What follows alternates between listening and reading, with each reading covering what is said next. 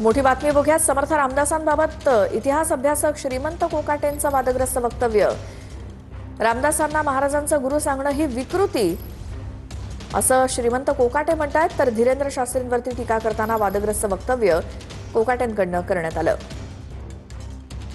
छत्रपती शिवाजी महाराज समतावादी होते, प्रागतिक विचाराचे होते, स्त्रियांचा आदराने सन्मान करणारे होते. रामदासाच्या आणि शिवाजीराजांच्या विचारधारेमध्ये प्रचंड तफावत आहे.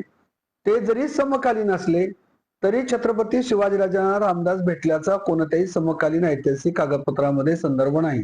समजा ते भेटले असं गृहीत धरलं तरी तो रामदास छत्रपती शिवाजीराजांचा गुरु, मार्गदर्शक किंवा प्रेरणा पुरुष होऊ शकत नाही.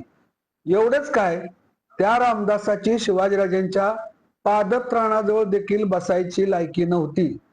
ज्याची शिवाजीराजांच्या पादत्राणाजवळ देखील बसायची लायकी नव्हती, अशा रामदासाकडे शिवाजीराजांनी राज्य सोपवलं, तो महाराजांचा गुरु होता असं सांगणं विकृती आहे, नीचपणा आहे, हलकटपणा आहे, आक्षेपार्ह आहे, अनैतिहासिक आहे. त्यामुळं त्या बागेश्वर बाबाचा आम्ही निषेध करतो.